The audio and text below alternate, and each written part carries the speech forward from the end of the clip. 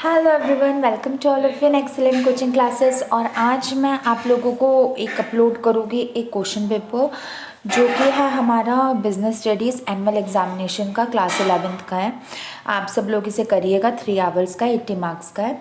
Business studies annual examination class 11th इसे करिएगा, पहले करिएगा, फिर उसके बाद मैं आपको एक्सप्लेन भी इसे कर दूँगी और MCQs वाले क्वेश्चंस के मैं आंसर बता दूँगी। और बाकी आप मेरे वीडियोस में, मेरे चैनल पे वीडियोस हैं, आप उसमें कंसल्ट कर लीजिएगा। वैसे भी सबके एग्जामिनेशन आज से हैं ही 1 मार्च से, तो जिनका बिजनेस का नहीं हुआ वो कर लेंगे। वैसे भी प्रैक्टिस में कोई बुराई नहीं है, आप इसे कर लीजिएगा। मैं 1 मार्क्स के क्वेश्चंस के आंसर आपको सबके बता दूँगी। और उसके बाद मैं जो आपको जो लर्निंग क्वेश्चंस है ना, जो आपके थ्योरी क्वेश्चंस हैं, जो आपके लॉन्ग क्वेश्चंस हैं, उसको मेरी वीडियोस है, ठीक है स्टूडेंट्स। तो let's start with our first question. इसमें ऐसे हैं आपके 34 क्वेश्चंस हैं और 3-3 मार्क्स के। आपके पहले क्वेश्चन 1 मार्क्स के, फिर 3 मार्क्स के, 4 के और 6 के। और आपको सारे क्वेश्चंस करने कंपलसरी हैं, समझ गए students. First, sudden rise in the cost of operation is a cause related to which type of business risk? Human cause, natural cause, technological cause या economic cause? तो इसका आंसर है आपका D, economic cause. Second, in India all foreign exchange transactions are regulated by expert council of India, Reserve Bank of India, Directorate General of Foreign Trade या none. देखो बच्चों, वैसे तो इसका आंसर आपका सेंट्रल गवर्नमेंट है, लेकिन अब इस पेपर में आपका सेंट्रल गवर्नमेंट दिया नहीं हुआ, तो इसके अकॉर्डिंग आपका answer Reserve Bank of India होगा, C. Third, a government company is any company in which paid up capital is held by government is not less than 51%। इसका आंसर आपका बी, 51%। क्वेश्चन नंबर 4 में आपको बताना है, Shyam is the only owner of his restaurant, name the form of organisation या name the enterprise involving single ownership. दोनों question है, answer दोनों का एक ही है, क्वेश्चन अलग है। सोल प्रोप्राइटरशिप, सोल प्रोप्राइटरशिप में सिंगल ओनर होता है, लिख लेना। Next, name the large establishment offering a wide variety of product classified in a well defined department under one roof. इसका भी देखो स्कूल ये इस पेपर में ऐसे डिज़ाइन किया गया कि आंसर दोनों क्वेश्चन के सेम है, बस क्वेश्चन ऊपर चेंज है। और नीचे वाला Bata shop is an example of which company, तो बाटा शॉप कह लो या 5th का ए पार्ट का आंसर देख लो, दोनों का आंसर आपका मल्टीपल शॉप्स है, बी मल्टीपल शॉप्स, ठीक है। Question number 6, define international trade. International trade आपको पता ही होगा, this is a kind of trade which is done between 2 countries together in the form of exports and imports. वैसे मैंने अपने channel पे इसकी वीडियोस डाल रखे हैं, आप एक्सेलेंट कोचिंग क्लासेस पे जाके प्लेलिस्ट है अच्छी खासी, वहाँ पे देख सकते हैं। Question number 7, which of the following is not classified as auxiliaries to trade? Mining, warehousing, insurance या ट्रांसपोर्ट। देखो इंश्योरेंस, ट्रांसपोर्ट और वेयर हाउसिंग तो आपका ऑक्सिलरी टू ट्रेड होता है, तो माइनिंग आपका नहीं होता, तो इसका आंसर है ए, माइनिंग, ठीक है। Question number 8, which institute is called as both debtor as well as a creditor? इसका आंसर है bank. Bank is called as both debtor and creditor, ठीक है। Question number 9, it refers to the contracting out the activities the required greater scale, knowledge, education and enterprise to handle it. Which of the following concept is referred above? कौन सा concept है? KPO.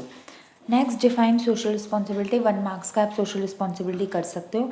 It means the obligation to act in a manner which will serve the best interest to the society. ये मैंने आपको explain कर दिया है और उसके बाद आप वरना मेरे वीडियोस भी है, मेरी प्लेलिस्ट भी, आप उस पर जाके देख सकते हो। क्वेश्चन नंबर 11 है हमारा, the capital of a company is divided into number of parts of which are called. जब भी आपकी कंपनी की कैपिटल डिवाइड होती है वो हमारा शेयर्स कहलाता है, डिविडेंड, इंटरेस्ट, प्रॉफिट शेयर, तो इसका आंसर हो जाएगा डी, शेयर्स। फिर the occupation in which people work for others and gets remunerated in return is known as business, profession, employment या नन। इसका आंसर हो जाएगा आपका बी, एम्प्लॉयमेंट। एम्प्लॉयमेंट एक ऐसा प्रोसेस होता है जिसमें आप लोगों के लिए काम करते हैं और इन रिटर्न आपको पैसा मिलता है। मैंने आपको MCQ के आंसर्स दे दूँगी सारे, और बाकियों के आप मेरे चैनल पे देखना, पहले तो ट्राई करो खुद ही करने की। क्वेश्चन नंबर 13 है, it refers to the pecuniary interest in the subject matter of the contract of insurance. Identify this concept. Subrogation, mitigation, insurable interest या indemnity। तो इसका आंसर हो जाएगा आपका स्टूडेंट्स बी, इंश्योरेबल इंटरेस्ट। ये सारे आपके प्रिंसिपल्स ऑफ इंश्योरेंस है, आपके बिजनेस सर्विसेज का पार्ट है, तो बी, इंश्योरेबल इंटरेस्ट इसका आंसर हो जाएगा। Question number 14, give the full form of CIF। CIF की फुल फॉर्म हो जाएगी हमारी cost insurance and freight. Cost insurance and freight. Question number 15, give any social responsibility of a businessman towards employees. तो कौन सी social responsibility हो जाएगी? भाई उन्हें सैलरी दो, वेजेस दो, अच्छे से काम करने दो, बोनस दो, पर्क्स दो, हेल्दी एनवायरनमेंट दो, उनको बार बार टोको मत, कुछ भी लिख सकते हो आप। Question number 16, measures taken by the government to support small industry are productive institution incentives या ऑल ऑफ द अबव। तो इसका answer D all of the above हो जाएगा, क्योंकि हमारी गवर्नमेंट ने स्मॉल बिजनेस को प्रमोट करने के लिए प्रोडक्टिव मेजर्स भी दिए, इंस्टीट्यूशनल भी दिए, इंसेंटिव्स भी दिए, तो all of the above. 17, which of the following methods can be use to fund a startup. तो एक बिजनेस को स्टार्ट करने के लिए कौन सी कैपिटल चाहिए? Crowd funding, venture capital, angel investment या all of the above. Methods, देखो बच्चों यहाँ पे आप ऐसे ट्रिक्स लगा सकते हो, अगर मेथड लिखा होता तो आप ऑफ कोर्स वन और द अनदर चूज़ करते, बट क्वेश्चन में खुद ही मेथड्स लिखा हुआ है, तो इसका answer D all of the above हो जाएगा। तीनों तरीके से आप कर सकते हो। Question number 18, NSIC was established in the year. तो हमारा NSIC इस्टेब्लिश हुआ था 1955 में। बी 1955 इसका आंसर है। Note it down in your notebook. Question number 19, DIC was launched on. DIC हमारा किस साल में लॉन्च हुआ? देखो बच्चों, इस क्वेश्चन में कई टीचर्स के थ्रू या आप भी कंफ्यूज हो जाओगे, क्योंकि वैसे इसका जो आंसर है वो हर वेबसाइट पे अलग है, और बेसिकली हर वेबसाइट में अप्रैल है, लेकिन इस क्वेश्चन के अकॉर्डिंग, मतलब जो क्वेश्चन पेपर में क्वेश्चन मेंशन है उसके अकॉर्डिंग इसका आंसर है सी, 1 मई 1978। बाकी कई वेबसाइट्स में, कई जगह पे, कई बुक्स में इनका आंसर डिफर है, क्योंकि DIC जब लॉन्च हुआ वो टोक्यो जापान में हुआ था, और जो कई लोग कंसीडर करते हैं वो इंडिया में जब लॉन्च हुआ था उसको करते हैं। तो इस क्वेश्चन के अकॉर्डिंग इसका आंसर सी, 1 मई 1978 है, वैसे डिफर भी हो सकता है। तो माय डियर स्टूडेंट्स, मैंने आपको ये तो बता दिया, फर्स्ट से लेकर मैंने आपको 19 क्वेश्चन तक सारे मैंने आपको बता दिए। अब आगे के क्वेश्चन थोड़े बिग क्वेश्चन हैं, आपको उसका सॉल्यूशन मेरे चैनल पे मिल जाएगा। तो question number 20, define small business. आप स्मॉल बिजनेस को ऑफ कोर्स डिफाइन कर सकते हो। It is a business in which paid up capital is not more, run by a sole proprietor, कुछ भी लिख सकते हो, 1 मार्क्स का है। तो बच्चों देखो, जैसे मैं हर ही आपको पेपर्स अपलोड करूँगी हर सब्जेक्ट्स के, तो स्टूडेंट्स एक बात याद रखना कि हर ही सब्जेक्ट में basically according to CBSE rule 1 से 20 मार्क्स तक तो MCQ क्वेश्चंस होते हैं, उसके बाद फैक्चुअल और डिस्क्रिप्टिव क्वेश्चंस होते हैं, बट 1 से 20 आपके MCQ वाले ही होते हैं। तो आई होपफुली सो आप इसे कर सकते हो, इनके मैंने आपको सॉल्यूशन दे दिए, बाकियों को आप खुद करना। क्वेश्चन नंबर 21 आपका 3 मार्क्स का है। Right a short note on GTR और ADR। ये हमारे डिपॉजिटरी रिसिप्ट्स होती है, ग्लोबल डिपॉजिटरी रिसिप्ट और American depository receipt. You can write down them, और दोनों को लिखना है, एक को मत लिखना। ऐसी गलती मत करना कि एक को लिख के छोड़ दो। फिर क्वेश्चन नंबर 22 है, explain the role of small business in rural India. Of course अच्छे से डिफाइन कर सकते हो, कर देना, 3 मार्क्स के अकॉर्डिंग करना। क्वेश्चन नंबर 23 में चॉइस है, explain 3 features of departmental store और 3 फीचर्स ऑफ चेन स्टोर। या तो डिपार्टमेंटल स्टोर के फीचर्स बता दो या चेन स्टोर्स के बता दो, आपकी मर्जी है। 24, explain 3 benefits of international business to nation. या तो आप ये करोगे कि इंटरनेशनल बिजनेस का नेशन पे क्या बेनिफिट है, या आप करोगे explain the difference between internal trade and external trade. और देखो, ऑन द बेसिस ऑफ, आपको 3 ही बेसिस देखने, रिस्क, मोड ऑफ ट्रांसपोर्ट और लीगल रूल्स एंड रेगुलेशन। तो मेरा ये आपको सजेशन है, ऊपर वाला क्वेश्चन करना, थोड़ा ईजी होगा आपके लिए। और बाकी नीचे वाला भी कोई खासा डिफिकल्ट तो नहीं है, बट ऊपर वाला थोड़ा आप लोगों के लिए ईजी होगा स्टूडेंट्स। 3 मार्क्स का था। अब यहाँ से क्वेश्चन नंबर 25 से 4 मार्क्स के क्वेश्चन स्टार्ट हो गए हैं। 25 है, explain the principle of indemnity and कॉजा Proxima with example. ये जो हमारा कॉजा प्रॉक्सिमा है और इंडेमिनिटी है, ये भी हमारे प्रिंसिपल्स हैं इंश्योरेंस के, तो आप इसे लिख सकते हो बिजनेस सर्विसेज के according. Question number 26, explain various benefits of E business. काफ़ी इजी क्वेश्चन है 4 मार्क्स का, कि ई बिजनेस के क्या क्या बेनिफिट होते हैं। पहले अच्छे से हेडिंग लिखना, डिफाइन करना, और फिर उसके बाद उसके फीचर्स को एक्सप्लेन करना।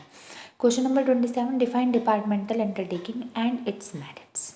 तो आपको डिपार्टमेंटल अंडरटेकिंग और उसके मेरिट्स के बारे में लिखना है, कर लेना। 28, explain various services of wholesaler to manufacture. या तो ऊपर वाला क्वेश्चन करना, या आप कर लेना explain various services of retailer to wholesaler and manufacture, या ये कर लेना। फिर question number 29 define debentures and its merits. या तो आप डिबेंचर्स को एक्सप्लेन कर देना उसके मेरिट सहित, या आप रिटेन अर्निंग को एक्सप्लेन कर देना उसके मेरिट सहित, ठीक है। फिर question number 30 explain the case for social responsibility. For मतलब होता है मेरिट्स और अगेंस्ट मतलब होता है डीमेरिट्स। तो आपको ये बताना है कि सोशल रिस्पॉन्सिबिलिटी का क्या मेरिट्स होते हैं। केस फॉर मतलब एडवांटेजेस, मेरिट्स, ये भी 4 मार्क्स का है। फिर 31 क्वेश्चन से आपके 6 मार्क्स के वो स्टार्ट है। काफ़ी ध्यान से करना है क्योंकि 6 marks are not less amount. तो 6 मार्क्स का 31st क्वेश्चन है explain various types of bank account. Bank account हमारे current account, saving account, deposit, fix deposit, ये करना अच्छे से 6 को लेके एक्सप्लेन कर देना 6 मार्क्स में। 32 है explain mail order house and its features. Mail order house क्या होता है और उसके फीचर्स क्या होता है, आपको इसको एक्सप्लेन करना है 6 मार्क्स में। 6 मार्क्स का क्वेश्चन कम से कम 2 से 2.5 पेजेस का होता है। Question number 33 define cooperative society and explain it's merits. या तो ये करो या define promoter and explain its function, या ये करो। फिर question number 34 explain the difference between shares and debentures on the basis of. देखो वो क्वेश्चंस थोड़े डिफिकल्ट हो जाते हैं जिसमें डिफरेंस आपको बेसिस पे स्कूल वाले या पेपर ही देते हैं। तो आप मेरे अकॉर्डिंग वो क्वेश्चंस मत किया करो। अगर आपको आते हैं देन दैट्स एब्सोल्युटली फाइन, कर लो, पर वैसे मत किया करो उन क्वेश्चन को। तो मेरा तो सजेशन है, आप नीचे वाला क्वेश्चन कर लो, define equity shares and explain its feature. 6 marks में अच्छे से फीचर्स आप इक्विटी शेयर्स के लिख सकते हो। और अगर करना है तो कर लो ऊपर वाला, define differentiate between shares and debentures on the basis of meaning, voting rights, rate of return, risk, nature या सिक्योरिटी। तो ये 34 क्वेश्चंस का आपका पेपर बन के तैयार हो जाता है स्टूडेंट्स क्लास 11th का। एक बार मैं आपको दोबारा स्क्रॉलिंग करके दिखा देती हूँ, pause the video to note it down. जिनके एग्जाम्स नहीं हुए हैं वो इनको देखो, बहुत बेनिफिशियल होगा आप लोगों के लिए।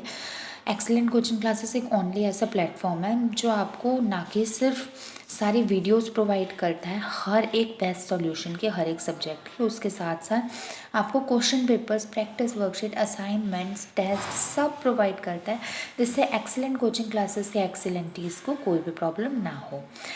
तो स्टूडेंट्स आई होपफुली सो ये पेपर आपके लिए इजी होगा और आप इसे कर सकते हो। और इन केस ऑफ फिर भी आपके दिमाग में कोई डाउट हो या कोई चीज़ समझ ना आ रही हो, वैसे मैंने शॉर्ट बता दी, और लॉन्ग में भी कोई दिक्कत हो then you can tag it in my comment section. मेरे कमेंट सेक्शन में लिख देना। आपके कमेंट्स की क्वेरी जल्द से जल्द सॉल्व करने की मैं कोशिश करूँगी। डेली लाइव सेशन भी होते हैं 7 से 9 PM तक। आपको अगर किसी भी सब्जेक्ट से रिलेटेड कोई डाउट हो तो 7 से 9 तक आप लोग जुड़िए, अपने डाउट्स को मेरे तक पहुँचाइए, मैं उनको एक्सप्लेन करूँगी। ठीक है, तो ओके स्टूडेंट्स, फिर that's all for today's video. All the best, do this paper, prepare well, do well. Now I will meet you in my next video very soon. Till then, goodbye and stay tuned. Thank you so much for watching my video, and of course do not forget to subscribe my channel as well as press the bell icon in order to never miss any new update. Goodbye.